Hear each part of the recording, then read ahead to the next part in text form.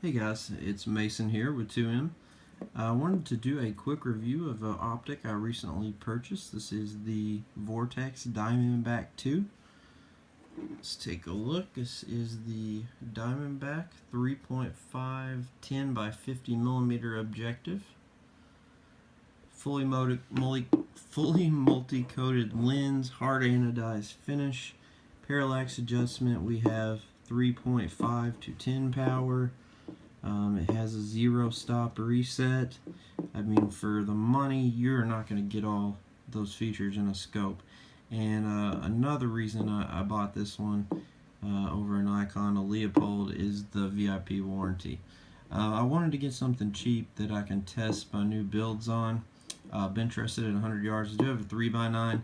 But wanted something a little bit more magnification, and that 3x9 is resting on one of my high-end builds, and it's going to stay on there. So this is going to be kind of flex into multiple roles and be sort of a test bed for all the new builds that we're going to be doing. So I just want to do a quick review. This is on sale right now at Cabela's for $150. The scope was $350 new. Or new, it wasn't used, but originally it was $350. It looked like it might be discontinued, but if you see this video early 2017, run into Cabelas and get it while you can. It's a crazy deal. You know, it was cheaper than even the Crossfires, which the Diamondback's a lot higher end scope, or the next level up. So the finish on this one, hard anodized finish, that's the first thing I noticed when I took it out. It's beautiful. It's got a lot of fingerprints on it. It's been handled and put on the mount, but it has a beautiful finish. I would compare it with the Leopold that my father owns that I shoot a lot, and even my Nikon. I think it's a really good finish. I got it in this cheap, cheesy mount because this is my first 1-inch scope I've bought. So just had to quick sum up pick and was a little low on money, so this is what they had at the local gun shop for, I think it was like 30 bucks or whatever, but it seems to return to zero from the use I've had so far. The reason I bought all this, actually, let me show you here. I'm going to be reviewing this here very soon, but this is a 300 black build I did. Just finished it. Have my Bushnell Pro in a LZ mount. I'm still waiting on the KAK flash can to go on this one. It's going to give that, it's recessed right now, but it will give it that sort of suppressed look. And then I'm planning on eventually doing a Form 1 and build my own suppressor for this one. It's going to be permanently, integrally suppressed. Also noticed that the KAK cheek rest is OD green, doesn't really match, but that's all they had left when I got it at my local shop, so I just figured I'm probably going to paint it or Duracoat it, maybe Cerakote it, I don't know, kind of waiting to decide, and then waiting on the can. And as soon as I get that, we'll be doing a review on this gun. It has grouped really well. I'll save that for the video, but I just wanted to show that to you all. That is the main reason, again, that I purchased this scope. So, anyways, like I said, we're going to use this in our test beds here in the future, and just wanted to give you a quick review on it. The caps are removable, have very nice knurling on them. It's a long screw to take off. I mean, it's not too long, but the detents are very positive. See if you can hear that. Also do have a 0 return. I think you just screw this out, or unscrew this, set it to 0, and then rescrew it. So that'll take you to 0 return. I was reading about that a little in the manual. You do have obviously your adjustments for elevation and windage. This is a non-illuminated scope, but again, for $150, that's fine. I don't really need illuminated. And honestly, when I took this thing out at night in my backyard, and I don't think you need it. with that huge 50 millimeter objective, it picked up light big time at night. I mean, it did awesome. The clarity on the scope's really unbelievable for the price point too. Again, we're gonna have a 3.5 by 10 adjustment back here.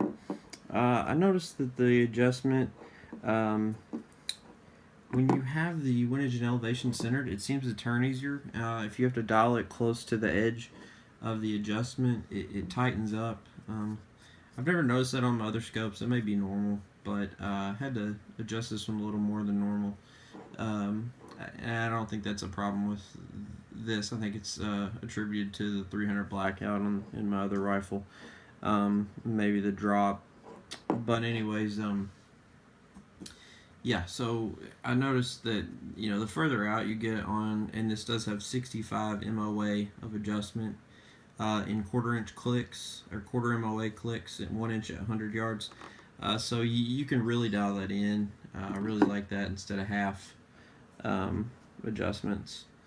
And so anyways, it does have a pre-drilled hole for a lever, and I would probably run a lever on this one. I think I'm going to be getting one.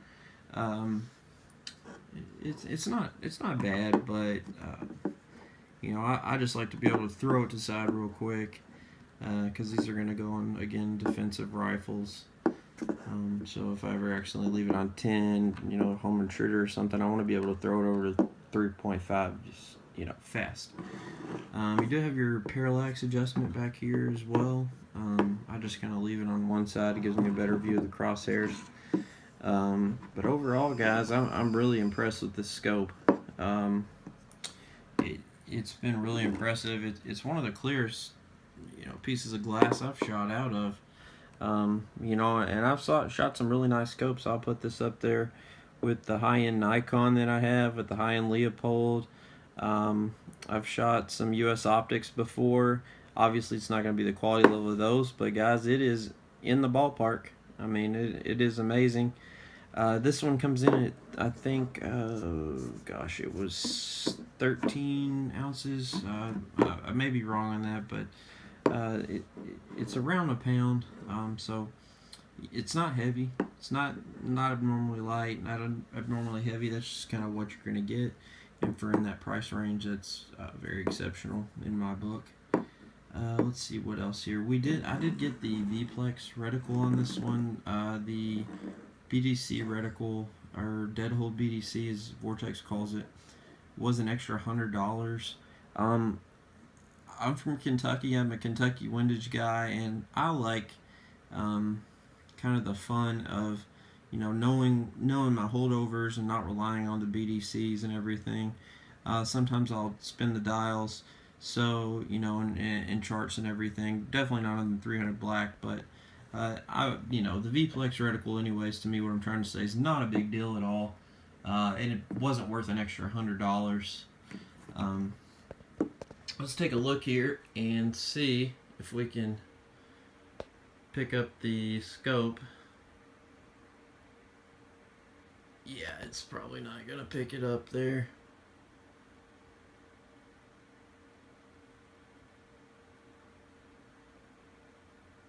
Anyways, I was just trying to show you that reticle. There we go. There's that V-Plex. It's having trouble picking it up. But anyways, guys, just wanted to show you again. That is the just the traditional line up, line left to right, and the lines are going to start out real thick, and then where they intersect, it's going to be a lot thinner. Allowing you more precise aiming. So again, guys, check the scope out. I mean, go in and handle it at Cabela's. Check it out. Again, they $150 right now. That is tough to beat for a 50 millimeter objective. I mean, are you kidding me? With 3.5 to 10, I mean, you're ponying up $400 anywhere else. And Vortex has become, getting there as a name brand. I mean, another reason I bought this, the warranty. Check out their warranty online, guys. I mean, we're talking unlimited lifetime. If I have a house fire my home burns to ground and this thing burns to a crisp, they will send me a new one. As long as you physically have this scope, no matter what condition it's in, anything short of it being lost or stolen, as long as you physically have it, no matter what kind of damage, if it's your fault, it doesn't matter. They will replace or repair. There's no fee. You just send it in. They send you a brand new scope or fix it. To me, man, that's awesome. I mean, I know for $150 freaking dollars, I'm gonna have an excellent scope for the rest of my life. So that, I mean, that's amazing, guys. I mean, that is tough to beat. Again, Vortex really making a name for themselves in their optics, their quality, their attention to detail, the finish. So I just wanted to share this with you guys, and if you are looking for a budget scope, less than probably the the $100 to $400 range, this is one you want to check out. Now, again, if you're wanting like some ridiculously expensive glass to throw on a $3,000 rifle, this will do the job. But if you're one of those guys that just wants the best of the best, I mean, there is stuff out there that is obviously gonna be better than this, but this won't do you wrong. I mean, I love it. I was immediately punching great groups in on my rifle, and it is so easy to use, so well made, and the warranty, I mean, just for the money, you can't beat it. This is Mason with 2M, guys, and I'm going to give the Vortex Diamondback 2 a huge, big 2 thumbs up. Check it out at Cabela's while you can. Thanks, guys.